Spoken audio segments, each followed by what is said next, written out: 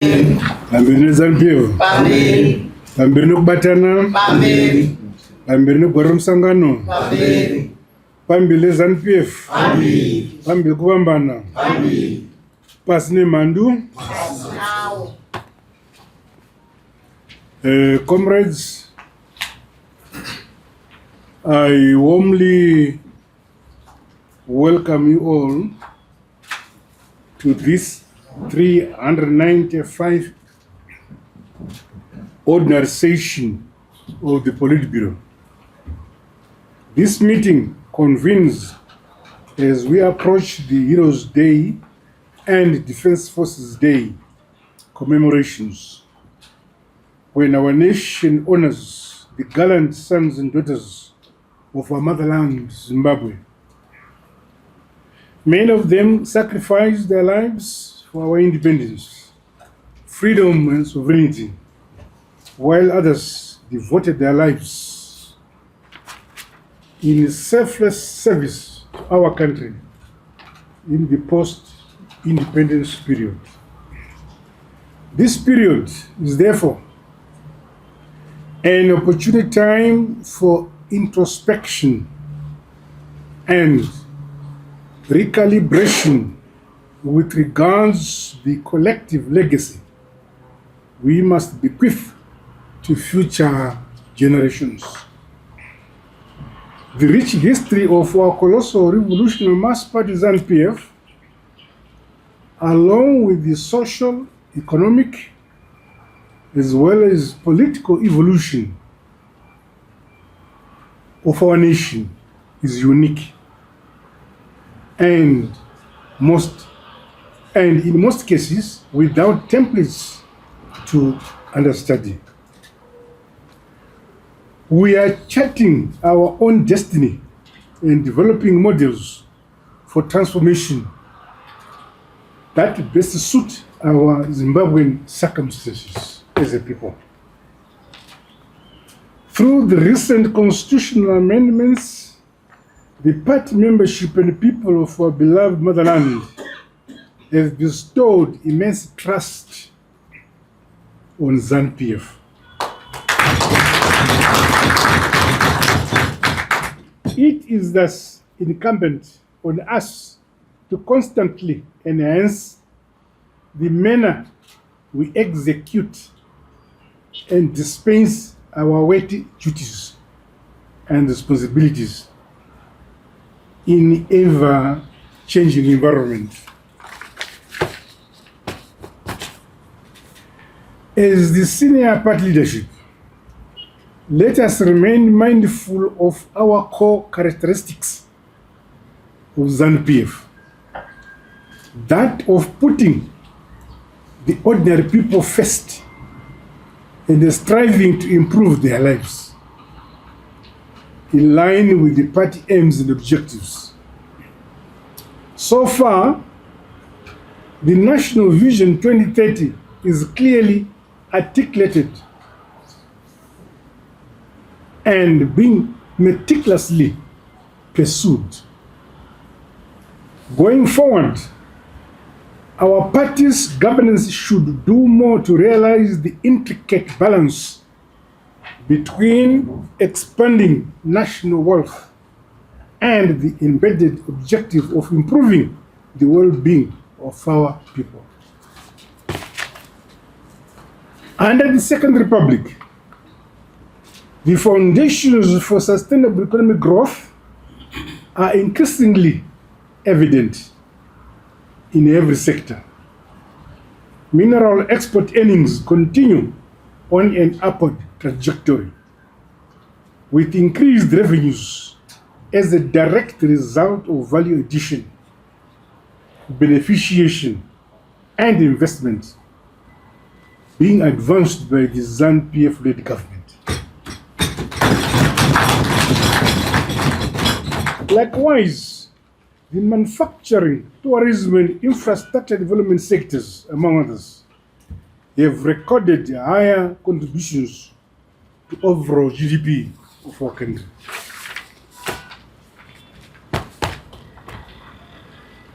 The commendation of our reforms and macroeconomic stability framework by the International Monetary Fund and the staff monitored program attests to the integrity of our policies and the economic fundamentals that we are implementing. Additionally, Zimbabwe's admission into the BRICS New Development Bank is a notable achievement that will widen our country's access to alternative, long-term, and sustainable development financing under NDC. Congratulations. Economic growth, however, is not an end in itself, but should respond to the people's aspirations for a better life in ways that best speaks to them. This requires us, as the Politburo, to demonstrate policy and strategic dexterity to support the Central Committee in executing its constitutional mandate. I am pleased that constitutional quarterly meetings held last month reflected the modernization and transmutation of the party as far as thought leadership is concerned. Zanu-PF should continue with this progression as we show consistency of purpose and achieve perpetual results. On the government side, the Second Republic is advancing a whole of government and society approach. Hence, our officials at both the government and the party levels should regularly engage and visit stakeholders and communities at the grassroots level. As a people-centered party, we cannot have one-size-fits-all approach to development, but carefully assess the policies, projects, and programs that meet local conditions to increase the pace at which we lift more of our people out of poverty into better standard of living. The ongoing modernization and development should not leave any district or province behind. To achieve this, our party structures, especially from the branch and the district levels, must be very effective and proffer the relevant socio-economic development strategies and recommendations for each locality. We must transition our governance style to be based on consultation and practical problem solving to accelerate the realization of Vision 2030. Through hard, honest work, innovation, discipline, and optimal utilization of our God-given resources, we shall continue to build a resilient, self-sustaining, and prosperous economy driven by our people and anchored on our national interests. Comrades, a strong, modern, vibrant, and sound party is built upon strong grassroots structures. I am pleased that our colossal mass party Zanu-PF continues to register organizational systems together with the grassroots mobilization strategies and robust recruitment of new cadres that reflect that we are a dominant and a well-oiled machine which is here to stay. I say to our commissariat, well done, well done.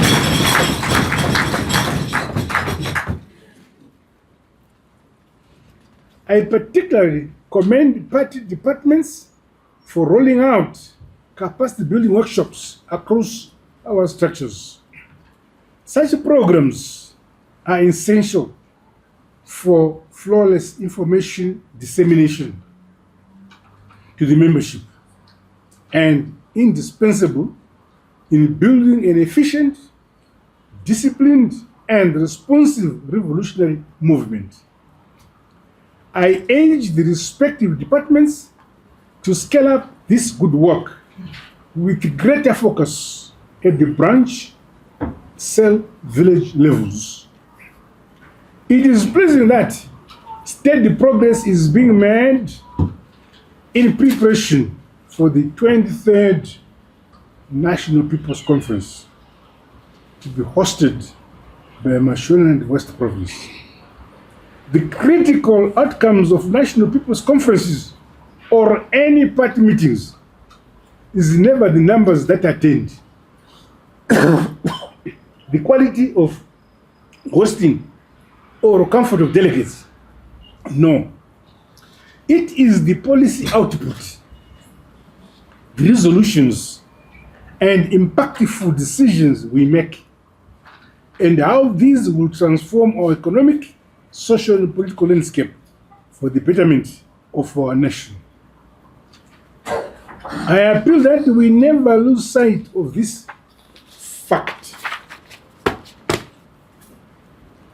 To this end, I exhort party organs and the government ministries to examine and track the implementation of conference and Congress outcomes, resolutions, and decisions ahead of this crucial annual gathering.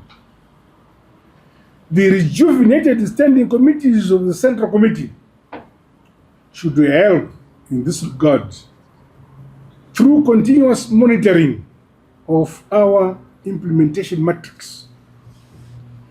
Through the Office of the Secretary General, I expect all resolutions and recommendations emanating from the standing committees and adopted by the Central Committee to be consolidated, processed, and channeled through the appropriate party and government structures for implementation and review. Every party decision should translate into practical steps that ultimately uplift the livelihoods of our people. The requirement to sustain the financial obligations of the party rests on all members. I therefore call upon party organs and structures to ensure that resources are mobilized, contributions made, and fundraising activities undertaken in good time towards conference costs and other needs. In doing so, everyone must strictly comply to the guidelines for receiving donations as recently circulated through the Secretary General's office. We must lead by example. Who is our Treasurer General? I am, Your Excellency. Do members of the Political Bureau contribute? Yes, they do when I request.